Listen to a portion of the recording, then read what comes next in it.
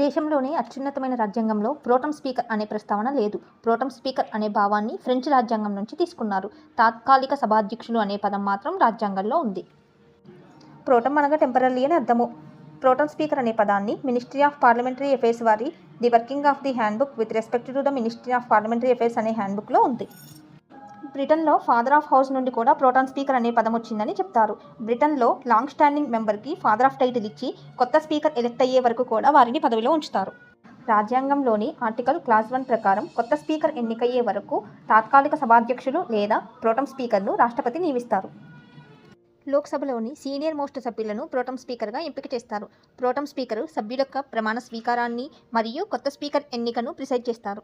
Pro tem speaker central లెవెల్లో అయితే రాష్ట్రపతి ముందు రాష్ట్రపతి భవన్లో ప్రమాణ స్వీకారం చేస్తారు. అదే రాష్ట్ర లెవెల్లో అయితే గవర్నర్ ముందు ప్రమాణ స్వీకారం చేస్తారు. ప్రోటం స్పీకర్ యొక్క ఎంపికని మాత్రం ఎవరైతే రూలింగ్ పార్టీ ఉందో వారు కొంతమంది పేర్లను పరిశీలించి రికమెండ్ చేయగా రాష్ట్రపతి దాని మీద సంతకం చేస్తారు. ప్రోటం స్పీకర్ యొక్క పదవి తాత్కాలికమే అయినా ప్రోటం స్పీకర్ పాత్ర మాత్రం కీలకం. భారత రాజ్యాంగంలోని ఆర్టికల్ 93లో స్పీకర్ ఎన్నిక గురించి ఉంటుంది. ఏ రోజైతే స్పీకర్ ఎన్నుకోబడతారో అప్పుడు ప్రోటం స్పీకర్ యొక్క పదవి ఆగిపోతుంది. రీసెంట్గా ముగిసిన 18వ లోక్సభలో ఎన్డీఏ కూటమి గెలిచి 7 సార్లు ఎంపీ అయిన భర్తృహరి మహతాబ్ గారిని లోక్సభ ప్రోటం స్పీకర్గా ఎంపిక చేశారు.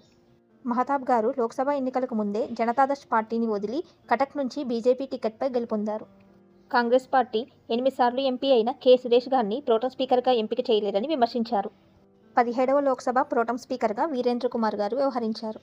ప్రోటం స్పీకర్కు సహాయపడేందుకు ఏర్పాటు చేసిన 5 సభ్యుల ప్యానెల్లో కె సురేష్ గారు కాంగ్రెస్ నుండి, డీఎంకే నుండి టీఆర్ బాలు గారు, రాధామోహన్ సింగ్ గారు మరియు ఫగ్గన్ సింగ్ కులస్తే గారు బీజేపీ నుండి, టీఎంసీ నుండి సుదీప్ బందోపాధ్యాయ్ గారు సభ్యులుగా ఉన్నారు.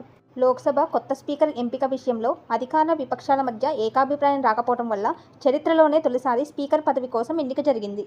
ఇండియా కూటమి తరపున కాంగ్రెస్ నుండి కేరళ ఎంపీ అయిన కె సురేష్ గారు మరియు ఎన్డీఏ కూటమి తరపున బీజేపీ నుండి రాజస్థాన్ ఎంపీ అయిన ఓం బిర్లా గారు బరిలోకి దిగారు.